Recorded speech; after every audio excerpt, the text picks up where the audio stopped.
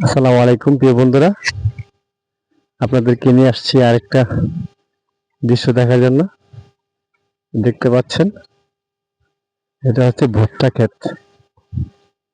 দেখেন কত সুন্দর, তাই না বন্ধুরা? দেখলে মনটা জুড়িয়ে যায়।